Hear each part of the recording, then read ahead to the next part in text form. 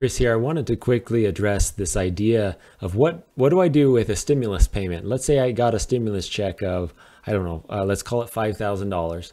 What would you do with that $5,000? Many people received more and several stimulus checks that were more than that amount, especially if you had a lot of kids or whatever. But I want to address, how do I think about that money? Most people, when they get that type of a check in the mail, they're going to think free money, I can go and spend it. How are we going to spend this on something luxurious, some sort of want?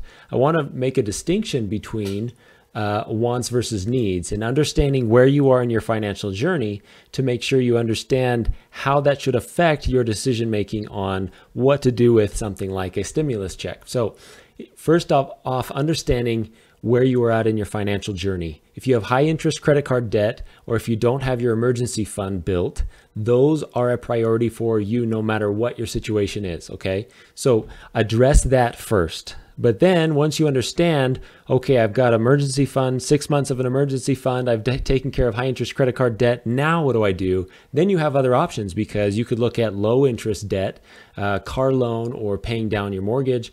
But you could also look at, okay, do I have wants or things that I've been thinking about buying that I should, like a side-by-side or a camp trailer or a newer car or something like that. So I want to address that now. So at this point, assuming you've got high interest credit card debt paid off, I'm assuming you have an emergency fund of 3 to 6 months.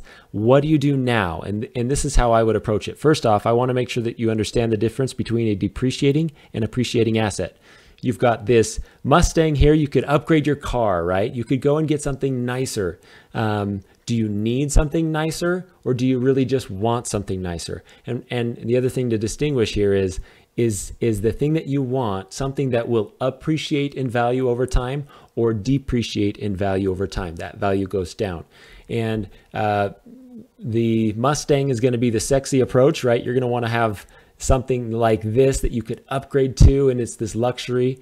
Notice it's a luxury, it's a want, it's a depreciating asset. Or you could go and buy something less exciting, like a rental property, or put your money into a index mutual fund, a conservative mutual fund in the stock market. So you have all these options before you, and you get to choose, understanding where your situation is and where you want to go. And whatever you choose has an effect on how fast you get there, right? So understand depreciating versus appreciating assets. The idea is we want to reduce depreciating assets, increase appreciating assets. That's the general rule. So is there something you could do with stimulus money to increase your appreciating assets or reduce your depreciating assets? All right.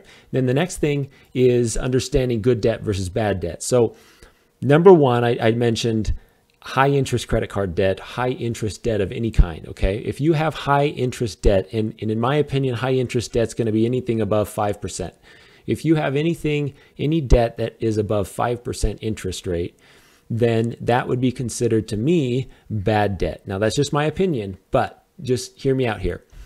Good debt, if debt could be called good, which I'm not sure it can, but let's just distinguish between 20% high interest credit card debt versus a 2.5%, 3% student loan debt. Those are two different debts. Do you see why one would be worse than the other? One, you're paying 20% interest. One, you're paying 2.5%, 3% interest.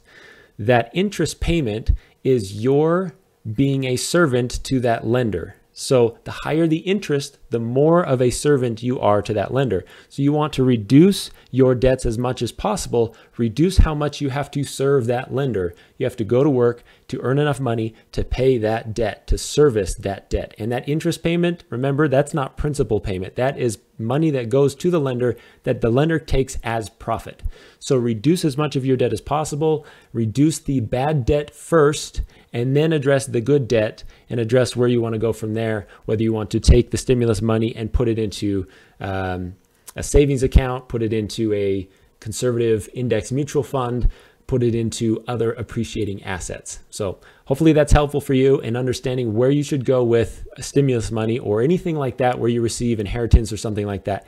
I would approach it with that strategy first. Hopefully that's helpful.